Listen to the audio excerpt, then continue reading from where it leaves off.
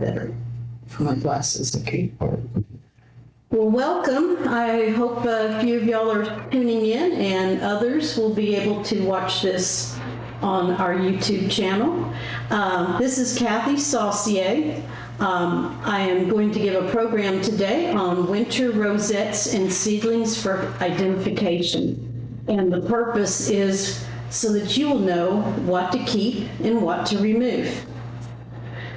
How I started this was I wanted to identify what was coming up in my new yard last year.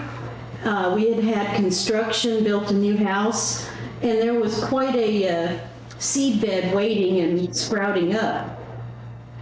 So I started photographing and putting the pictures on iNaturalist for identification. And after a while I thought, I bet there's other people who would like to see these and learn what is out there to know what to weed out and what to keep.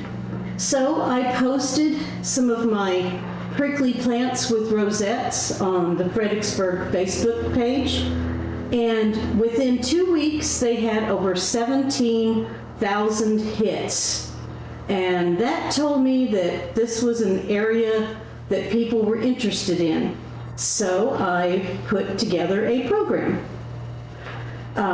We've had various others using this across the state for knowing how to maintain pollinator gardens and nature areas and nature trails. I have added to the rosette and seedling pictures the mature or blooming photos with them as well, so you can see what they are. And we will be mostly determining what is native from the non-natives. So let's get started. Our first plant that is a prickly plant with a rosette is Texas thistle, Cirsium texanum.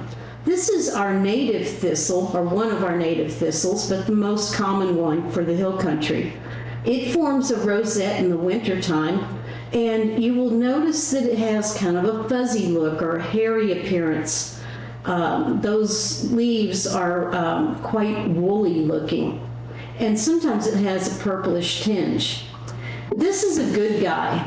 Sometimes you might have too many and you may need to thin them out, but this is a really good thistle to have.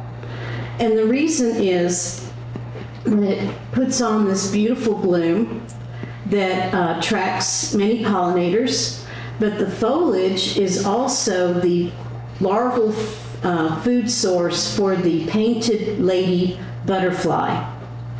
And the way you can identify the Texas thistle is in that picture on the left. You notice the part that holds the petals of the flower. It's called the calyx. There's several different botanical words for what that part is, but it's the part that holds the flowering portion that comes out. That cup there, notice that the ends of each of those filaries are short. They're a little bit spiny, but they're very short. And you're going to compare this to our non-native thistle, which is coming next. This is musk thistle. It also is a prickly rosette when it comes up. Musk thistle is Carduus nutans, and it is not native. It lacks the hairy or fuzzy look that the Texas thistle has. And you will also see these white edges.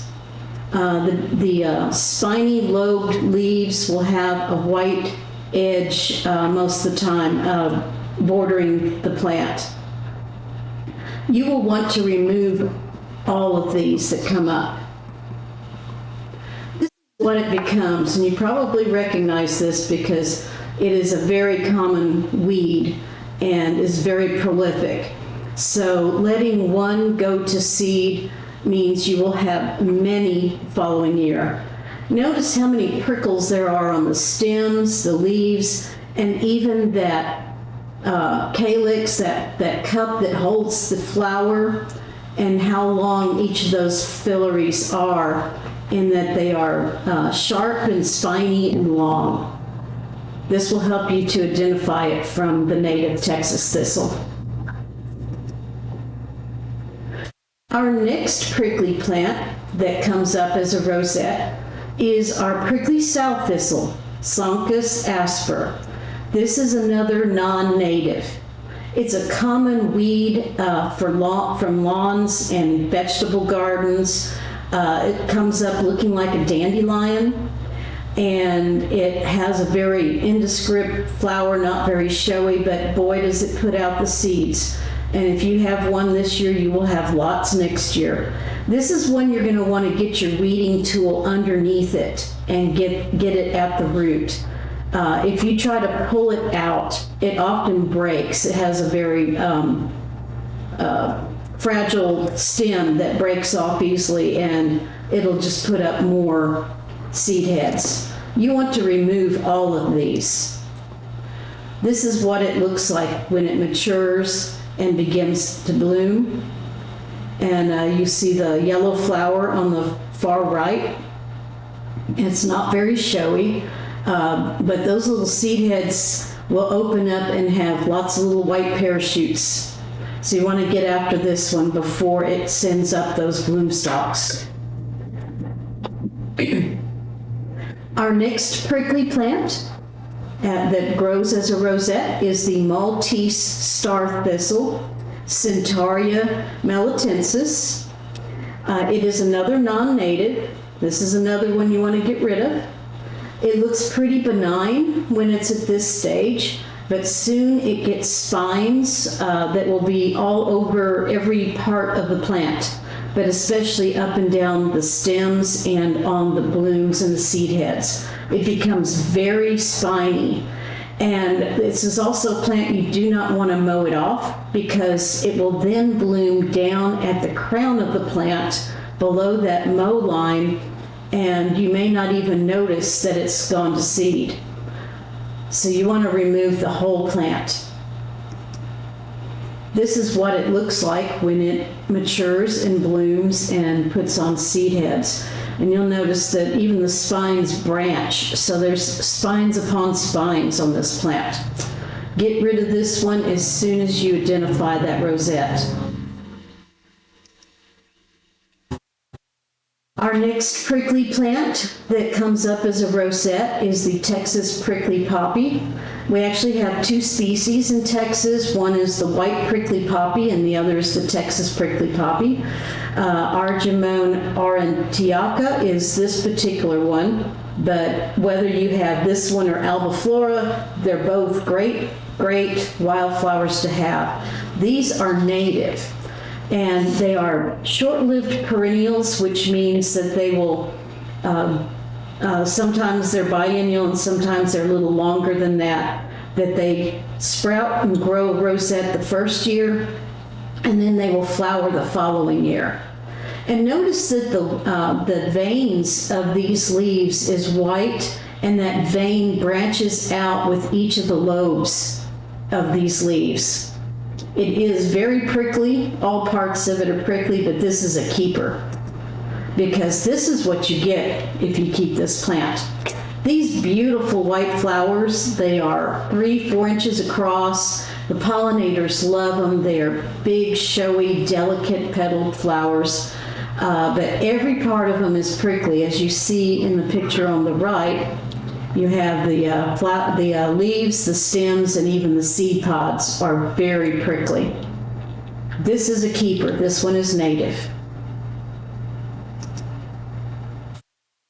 Now we're going to look at some plants that are not prickly, but sprout up as a rosette. This first one is burr clover, Medicago species. There are several species of burr clover. All of them are not native. All of them are a pest, and you will want to remove these as soon as you identify them at this stage. It is a legume with the three-leafed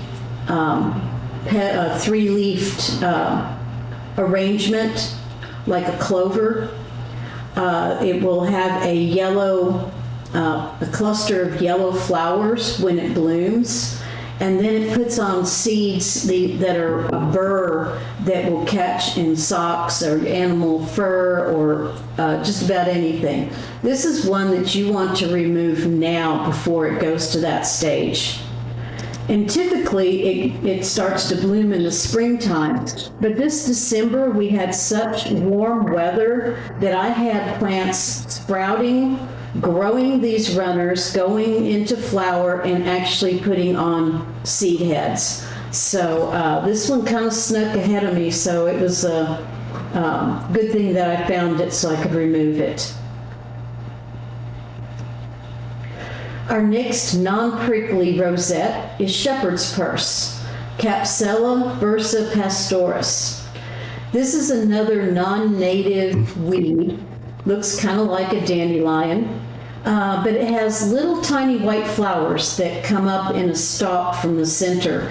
And if you look at this picture, it's already blooming and it's only like an inch tall. It'll end up being somewhere in the 8 to 12 inches high when it gets to the peak of its bloom. So at this stage, it's already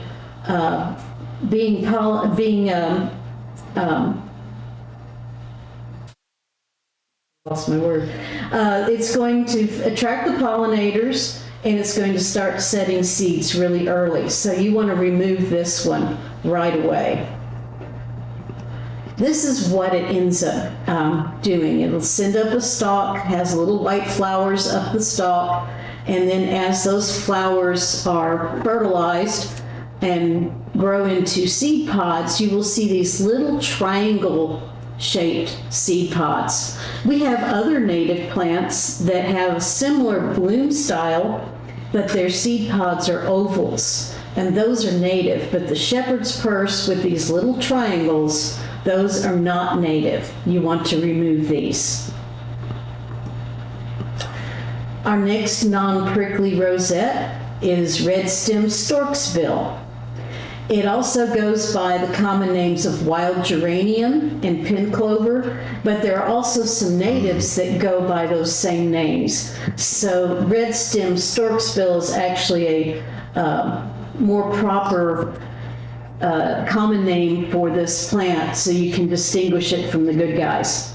This one is Erodium secutarium, and it's often has red stems to the leaves. This one just has a little hint of the red, but sometimes they can really take on a lot of red coloration even into the leaves. And that striking appearance may get your attention. It will then send up flowers that are kind of a pinky lavender color, and then when those are fertilized, they will make a pin clover or stork's bill shaped seed pod, which is what gives it those common names. You want to remove this non-native before it gets to this stage. Our next non-prickly plant is Nuttall's poverty weed. This one is very common in our area where there's disturbed ground, and after the construction of our house, we had a lot of that. So many of these were popping up. This one's actually a native annual. It tends to be a little on the weedy side, no attractive bloom to it, but you will find these, and you can tell it by the arrowhead-shaped leaves. When it blooms and goes to seed, this is what you get. Those leaves always retain that same shape, but there's not much showy about this plant.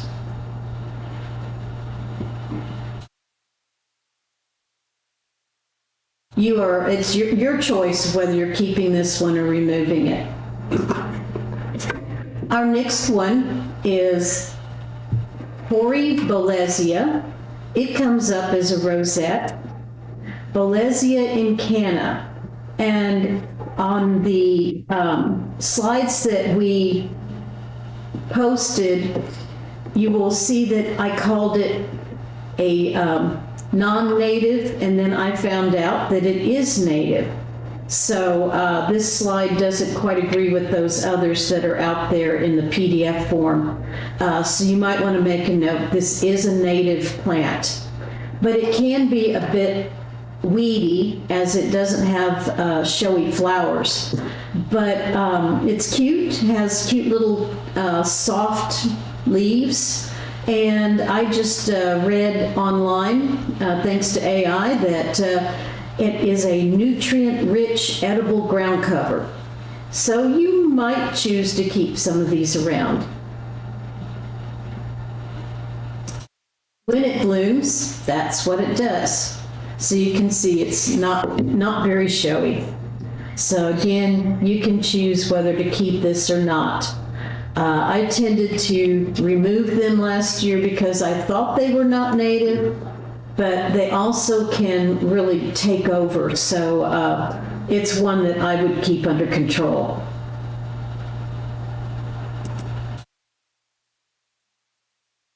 Here is another non-prickly plant that when it sprouts up, it's a rosette. It's called milk vetch.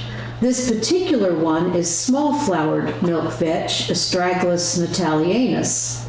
This is a native annual, and it's a good guy because it's a legume and it builds the soil. Some non-native species of milk vetch can be really a problem. They will grow rapidly and smother your good plants and make your flower beds and gardens look quite weedy. But this one is not quite so rambunctious, and being annual and being a native, it's usually not a problem. When it blooms, it has these sprawling stems and then these little cluster pea flowers. And if you look at the photo on the left, that is my finger. The whole cluster of flowers is only about half as wide as my finger. So this is a very tiny little delicate plant that most part you won't notice that it's even there. So in my book, this is a keeper. Our next non-prickly plant that sprouts up as a rosette is Mexican hats, Retivita columnifera. And many of y'all are probably familiar with this one, and if you have one, then next year you'll have 20, and next year you'll have 200, right? It is a very successful cedar. But it's evergreen. It's native, it's a perennial, and it's evergreen. So there's some really good things about our Mexican hats. They will get fairly tall, anywhere from 2 to 4 feet tall, and the flowers are really pretty. You just may need to keep an eye on it and thin them out from time to time so that you don't become a monoculture of Mexican hats. In this picture, you can see the flower on the left. The scientific species name, columnifera, is referring to that column shape of the center of the flower, which is actually your disc flowers in the composite family. And it also has another neat feature in that you can have quite a variety in color patterns in the petals, in the disc flowers. And you notice just over the deer's head, you'll see some solid yellow petals on some Mexican hats. And you can get everything from a solid red to red with just yellow tips to yellow with red streaks all the way to solid yellow. So it can be very interesting to go out and find all the different patterns that you have. Our next one is Black-Eyed Susan, Rudbeckia hirta, and this is a native annual that is easy to grow. It germinates in the fall, and the leaves are very hairy, and that species name hirta is referring to the hairiness on the leaves. And this is something that you can use as an identifying characteristic when you're seeing it at this stage. If you look at the leaves at the very bottom of the picture, they're on edge. So you're looking at the thickness. It looks like a very thick leaf, but that is just the stiff hairs that are above and below each of the leaves. So you can feel these and get a feel for that feel, and that will help you with identifying these. When they bloom, they are absolutely gorgeous.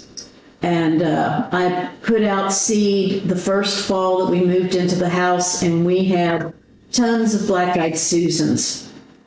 They bloom in the spring and into early summer, and then they die. The cultivars you find in the nursery are sometimes perennials, but the true native will be an annual for you in your wildflower garden.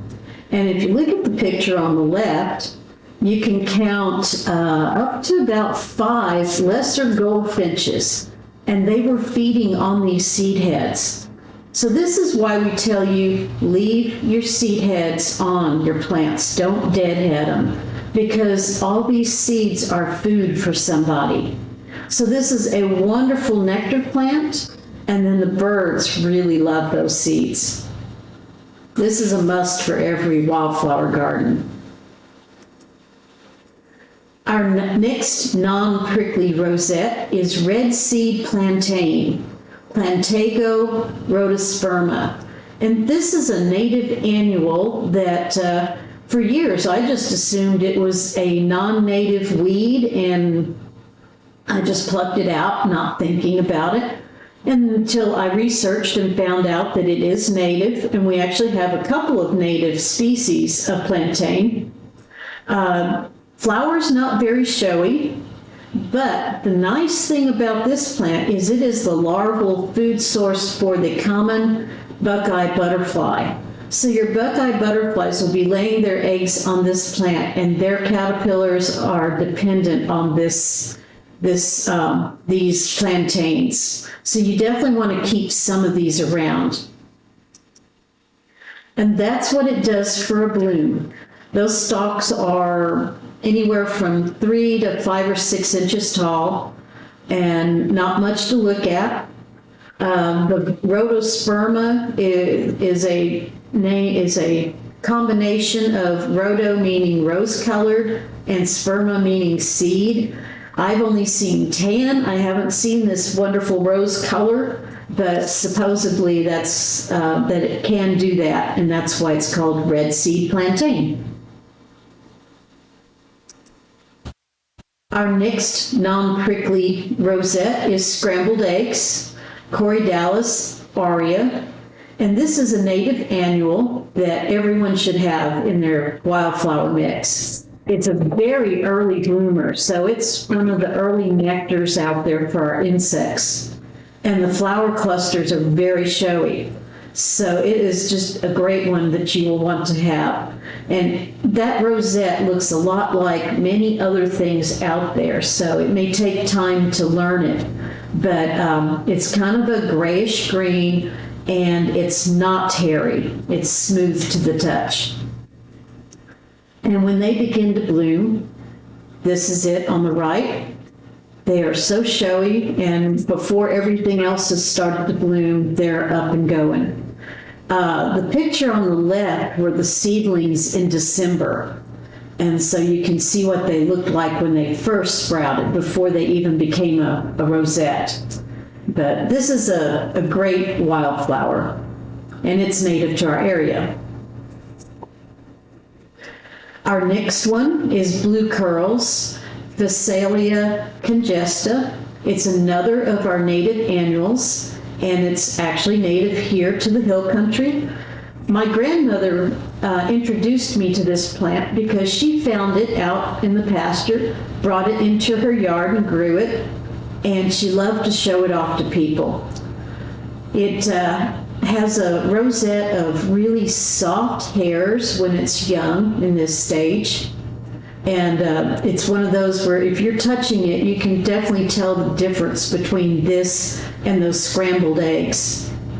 In the spring, it will be topped by these beautiful blue flowers. and they're in the most interesting clusters. The Congesta species name is referring to congested or crowded flowers, and they're on a spike, but the spike has a little curl at the end. And there's actually a word describing that shape of flower spike called scorpioid, which, if you look at that one in the upper right, it looks like a scorpion tail. But don't worry, there's nothing that will sting you on this. It's a beautiful native annual wildflower.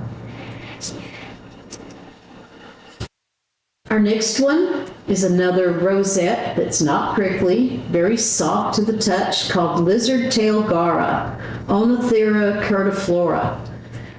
This one came up on our property. Well, it's been there forever, but it's an annual, and it would come up each spring.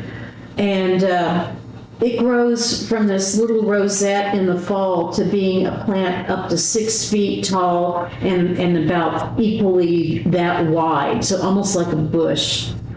The velvety leaves lends it another common name, velvet weed.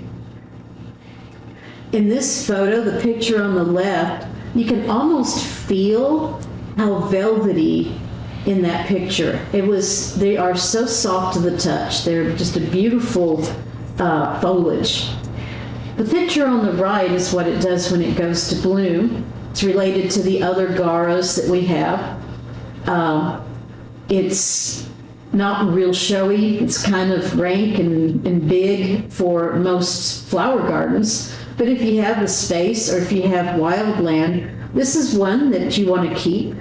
It not only is catering to the nectar-feeding pollinators, but it's also the larval food source for the white-lined sphinx. So this is one that you definitely want to allow to grow if you have the kind of space or backyard area where it can grow.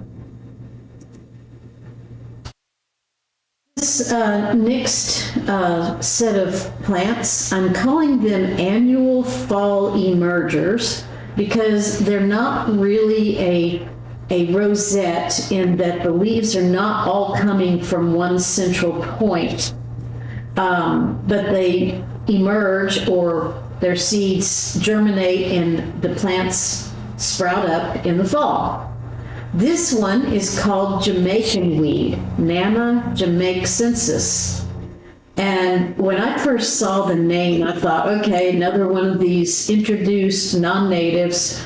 This is actually a native annual, and it's very common on disturbed soils, which is why it came up last year on our property around our house. It has soft, velvety little leaves, and it does a nice job of covering the ground, the bare ground. So if it's one that's coming up on new landscape areas, it's okay to leave this one. It never gets very tall. It also doesn't get very showy. And these little tiny white flowers, they can vary from having 4 petals to 5 petals, and that's as big as they get. So it's I couldn't find anything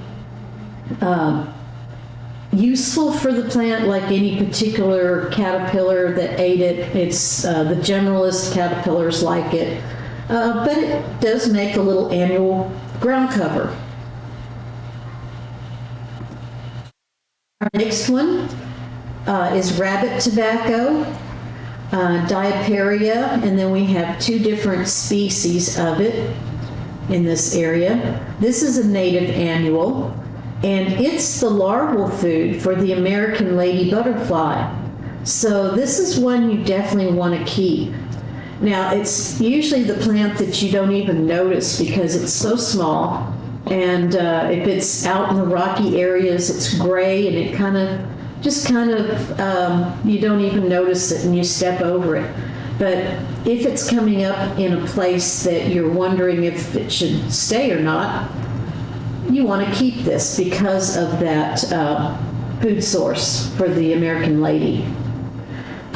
This is a picture of it when it does its bloom thing, the picture on the left. That's it in its prime in the springtime. In the fall, it has died by then, but it leaves these interesting little skeletons. So if you're out walking around doing a BioBlitz in October for NIPSOT or something like that, and you see these, that was actually a plant. So that will, a very characteristic plant, very different from anything else. Our next plant is a short-lived perennial, but new plants will emerge in the fall, and this is prairie verbena, Glandularia bipennatifida. It's usually short-lived. On our property in sandy soil, a lot of the plants just live the 1 year because our summers are so dry. But places where it gets a little added moisture, I've had them live anywhere from like 3 to 4 years. So this is a beautiful wildflower that you definitely want to have in your garden. The name bipennatifida comes from the word bipinnate, which means twice divided. So if you look at these leaves very closely and remember that they are divided twice, that will help you to identify it from some of the other verbenas that we have. In the springtime, when it goes to bloom, it is beautiful. This field on the right is actually a coastal hay field in the front of our property off of Highway 16. And a couple of years ago, this just popped up. We hadn't seen it out there before. And our field was solid lavender. And we had people stopping on the road, in the middle of our road, and getting out and taking pictures of this field. It was truly a traffic stopper. And we even had an artist that set up by my grandpa's old store down there, and they painted our field. So we were very pleased to have a wildflower field instead of a coastal hay field that year. And of course, the picture on the left is a close-up of the prairie verbena with one of its admirers on it. Our next one is an annual verbena called low pink verbena, Glandularia pumila. This one has a small pink version of the prairie verbena, not near as large and not near as showy. The word pumila means dwarf, so it's really descriptive of the size of the plant. The leaves are very similar, but they are hairy and they're less deeply lobed, so they're not that bipinnate. So when you see them at this stage, remembering that will help you to determine whether you have the prairie verbena or the low pink verbena. And this is a very early bloomer. It's timed about the same as our scrambled eggs. And this is what it does. So you notice the flowers are very tiny and sparse, and but nonetheless a good pollinating plant, not a good nectar plant for the pollinators.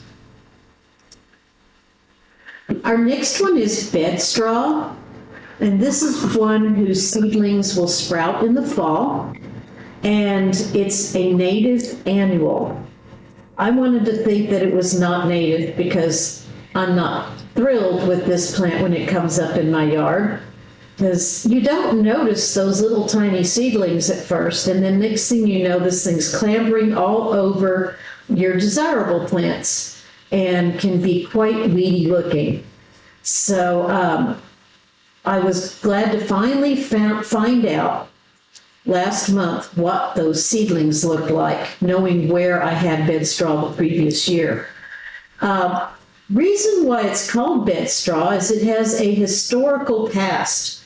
The early settlers would use this plant to stuff their mattresses, and that's how it got its name, bedstraw. This is annual, but you may choose to remove it.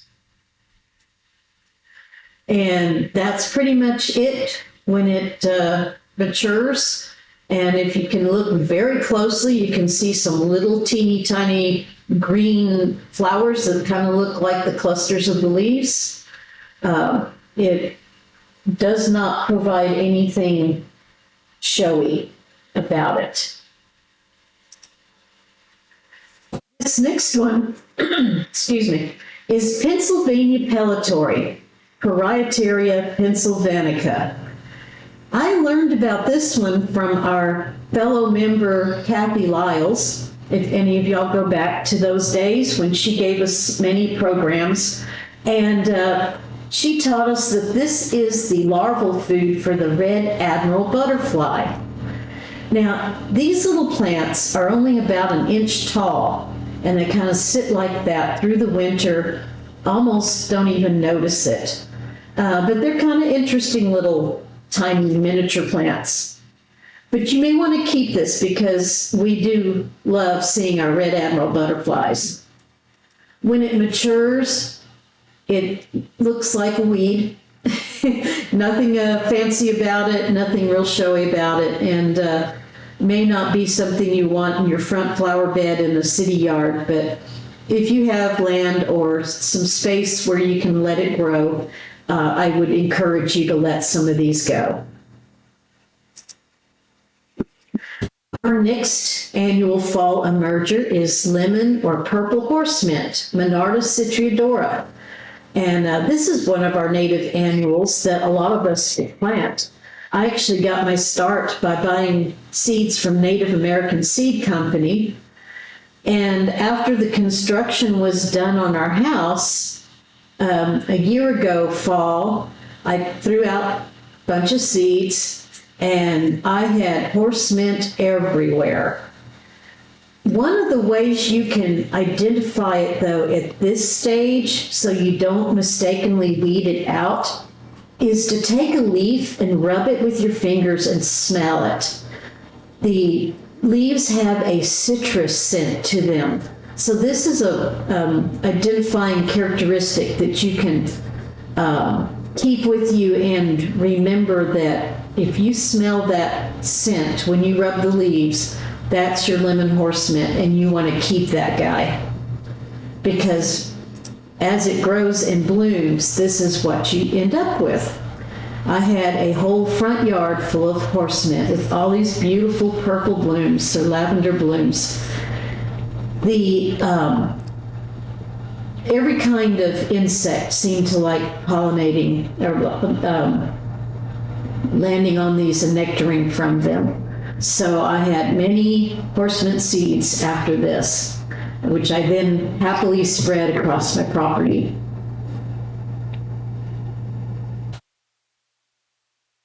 Our next one, another fall emerger, is Texas groundsel, Senecio ampullaceus.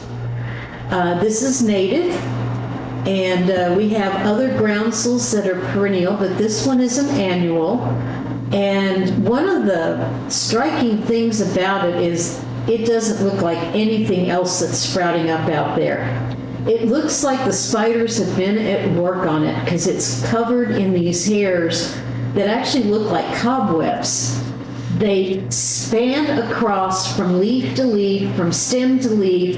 They don't look like hairs that are coming off the leaves themselves. It's a very odd characteristic, but if you see this, very likely if it's got oval leaves and these cobwebs, you've got Texas groundsel. And this is a much loved annual wildflower in my garden because that's what it ends up doing when it blooms. So you have these beautiful yellow clusters at the top of the stems. Sometimes they lose their wool or their cobwebs and become glabrous or smooth. So it's kind of interesting how it can be full of cobwebs and hairs and then mature into something that doesn't even look like it did when it was younger.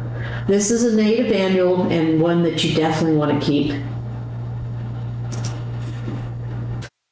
Our next one is one that many of y'all have probably planted. It's Indian blanket, Gaillardia pulchella. This is an annual that is very easy to grow. Throw out those seeds and you get plants, and it's a black thumb grower's plant. The leaves have toothed edges and has visible hairs. They're kind of a rough hair. They're not close and soft like some of the other plants that we've looked at. But of course, when it blooms, you get these beautiful Indian blankets. That species name, Pulchella, actually means beautiful. Very fitting scientific name. Here's another one that you've probably planted, the Texas bluebonnet, Lupinus texensis, another of our native annuals. And this one is actually a legume, and it has the 5-leaflet type of leaves. So you have a central point with 5 leaflets that radiate from the same point. And that's how you can identify your bluebonnets when they come up.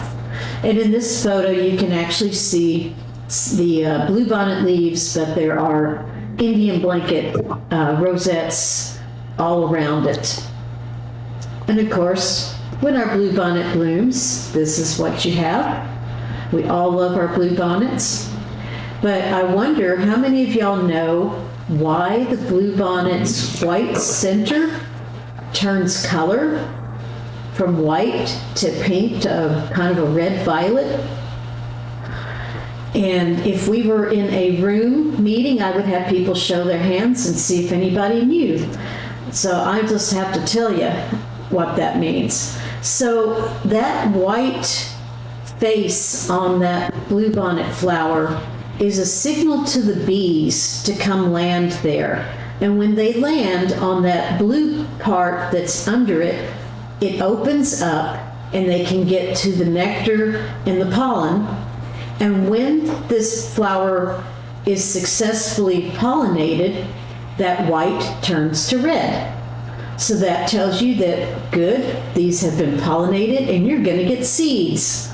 So let those seed pods grow, let them mature, turn all the way to gray and dry and start to open up, because then you will have a better chance of having more bluebonnets next year.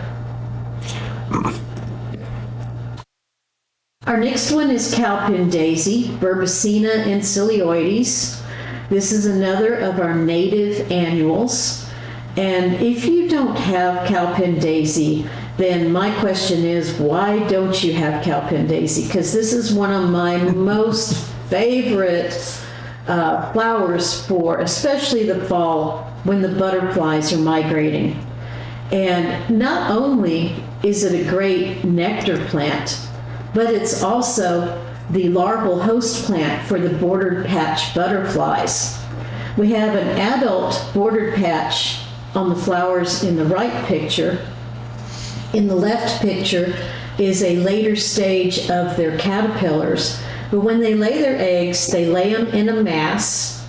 They hatch out, and they're these teeny tiny black fuzzy tiny guys, and they skeletonize the leaf.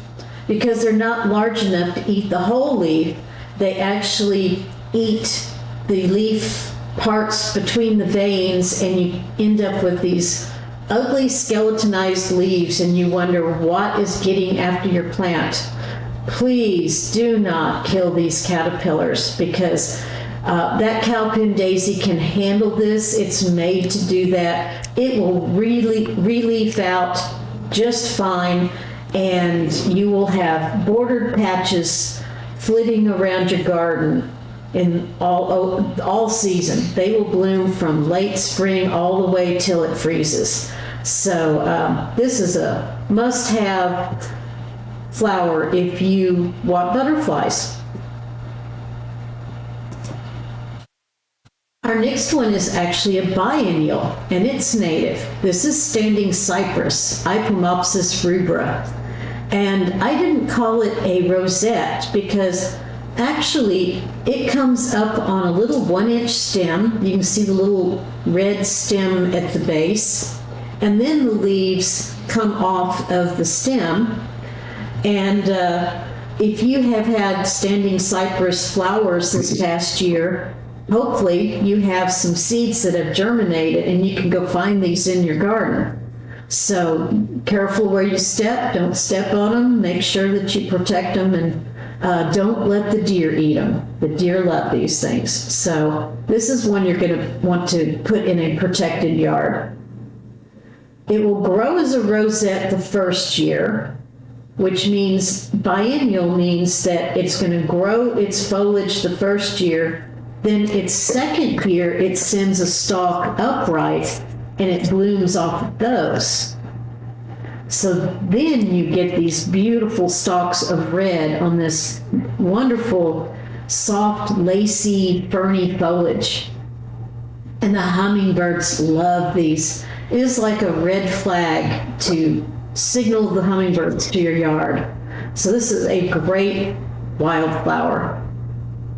But remember, you're going to have the plant growing for a year before you get the flowers. So protect those little seedlings and so that they can make it to their second year. Now this is a perennial that often the leaves have disappeared in the summer and then they come back out. We have rain lilies that are native to our area. They grow from a little bulb underground, and we actually have 2 different species. We have Zephranthes drummondii and we have Zephranthes chlorosolin. The drummondii used to be the scientific name of our fall rain lily, and then the botanists changed everything around, and now it's the scientific name for the spring rain lily, and our fall rain lily is now called chlorosolin. So just a little trivia there, but both of them are wonderful, showy white wildflowers. And I'm going to show you how to tell them apart. Their leaves are a little bit different. The straps of leaves on the spring rain lily is a wide strap, and the fall one is a more narrow one. And I believe the one in this photo is the fall. But a lot of times that's hard to tell unless you have them both side by side. So I'm going to show you their flowers. So the spring rain lily is on your left, and notice that the pollinating parts are down deep inside the petals. The photo on the right is the fall rain lily. You can see the yellow pollinating parts sticking up above the petals. So that one little fact there will let you know which one you have. And even though one's called spring and one's called fall, they have been known to bloom in each other's seasons. So it's quite interesting to find them both at the same time. Our next one is also a perennial called tin-petal anemone, Anemone burlambieri. This is a native perennial, but you may have been thinking that this one is an annual because it disappears after it blooms. It blooms really early in late winter, and then after it's gone to seed, the whole plant will go dormant and totally disappear. But then the foliage reappears in the fall. So it's actually a perennial. It didn't die. And when it blooms, it has these cute little white flowers, but they can really vary. Sometimes they're white, sometimes they're purple, and then every shade of lavender in between. And the seed heads at the top of the picture, you can see one of them is starting to form. And when those ripen, they have a little white parachute fuzz that catches in the wind and is blown to new areas to start new anemone plants.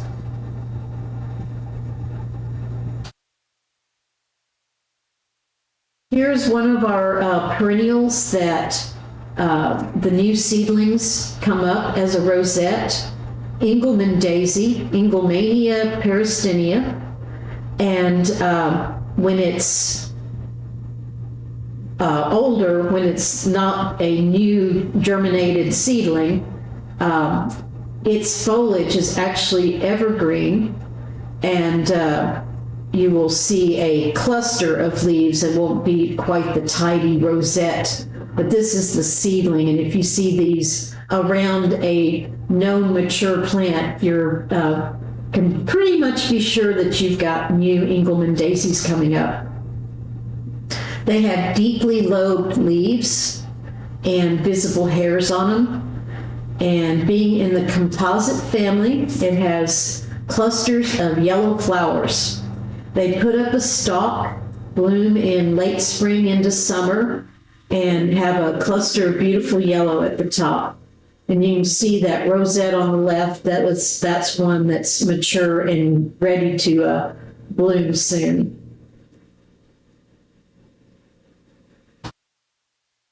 Our next one is Texas vervain. This is another of our native perennials, and it grows as a rosette and then sends up a stalk in the center, and the flowers will bloom off of that stalk. It's related to our prairie verbena, but a little bit different in that the leaves are not deeply lobed. They're only kind of scalloped on the edges or toothed. And the flowers are kind of scant up and down a slender stalk. A single plant alone won't look very showy, but sometimes you'll see a field that's just solid lavender, and it will be a field full of these Texas vervains. I've found that this plant is really tough. It stayed green all through summer drought, stays green all through winter freezes. Just a really tough plant. And it seeds out very well.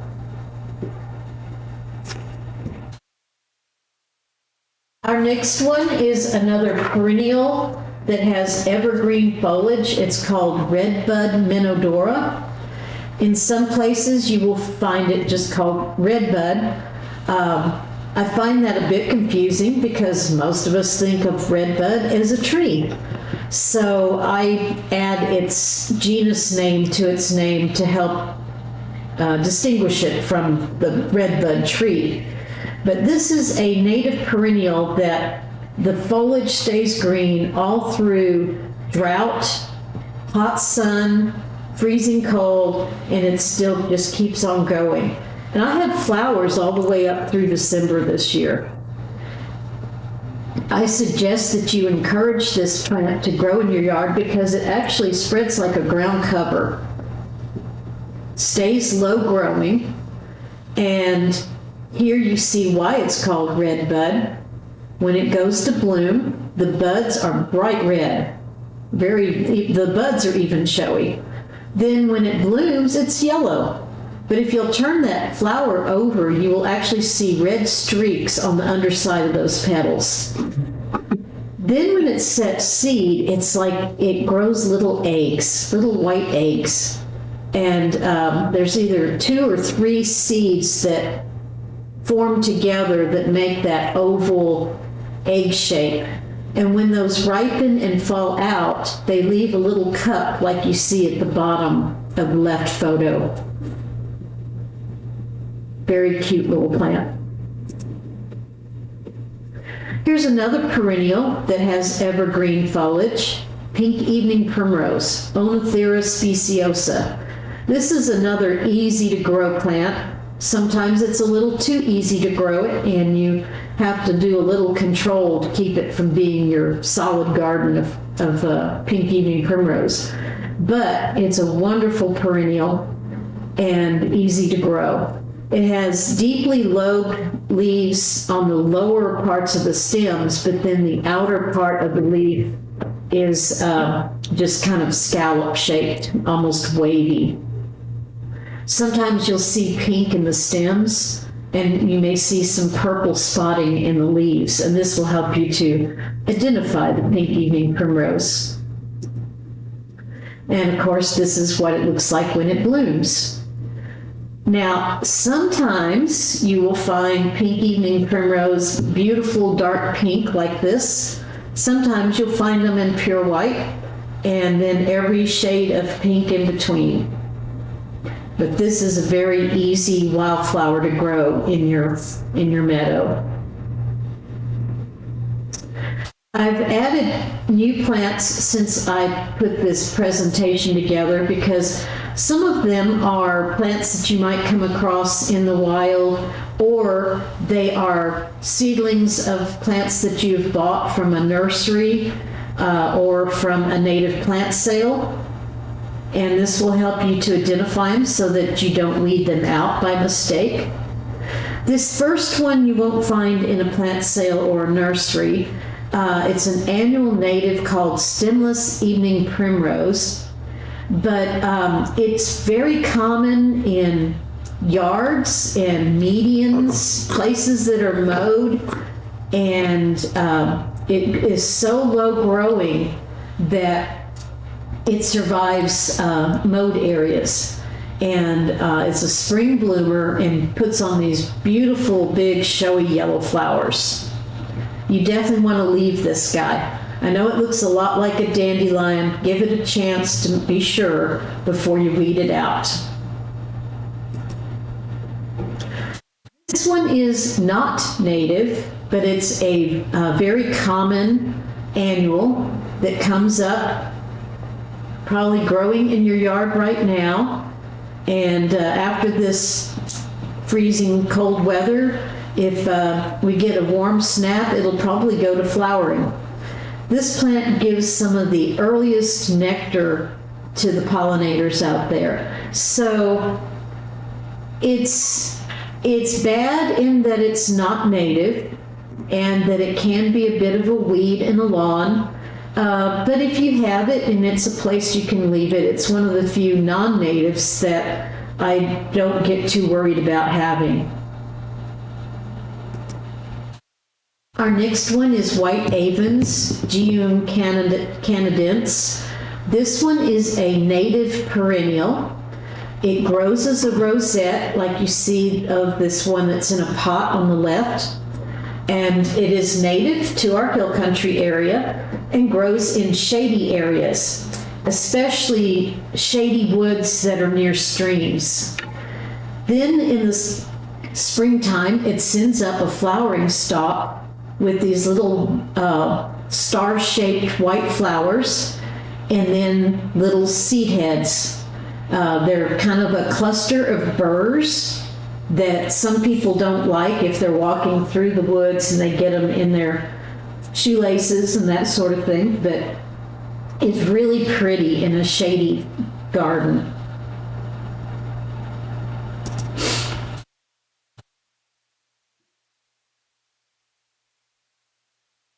Our next one is lyre leaf sage, Salvia lyrata. This plant is not native to the hill country, but it is native to the northern and eastern parts of our state. And this one is often sold in nurseries and in plant sales. It makes a great ground cover in shady areas because it is evergreen.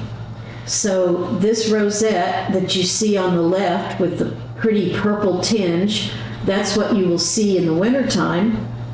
And then in the spring, it sends up the flower stalks that are about a foot tall and have these little salvia or sage flowers. And pollinators love these flowers. So it's a great nectar source. It does like a bit of moisture, so if you're in a very dry area, it may not thrive there. But if you have a good, an area where you are sprinkling the lawn or area under trees that you're watering, it will do just fine. Our next one is Gulf Coast penstemon. Penstemon tenuis. And this is another perennial native to Texas, but it's not native to the hill country. It's found in the southern regions of Texas, but it's very common in the nursery trade and at the plant sales. Beautiful stalks of lavender, pinkish lavender flowers.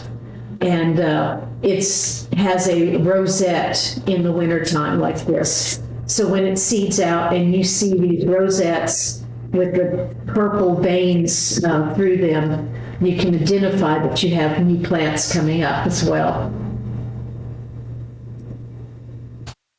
Our next one and last plant is golden groundsel, Pacra obovata. It's related to the Texas groundsel, but a little bit different. This one's perennial, and it also is native.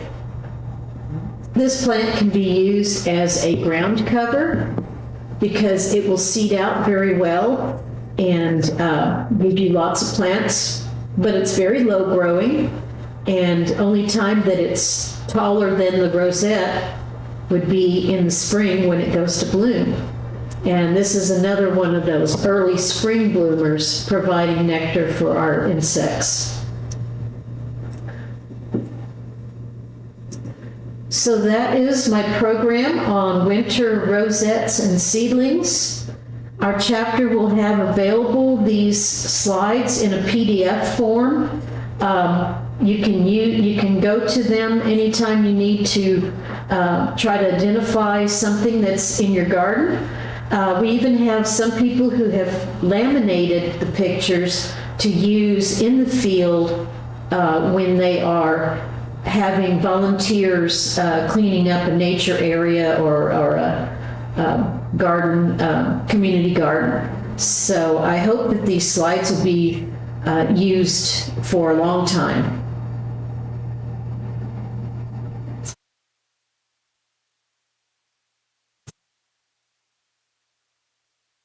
Let me finish.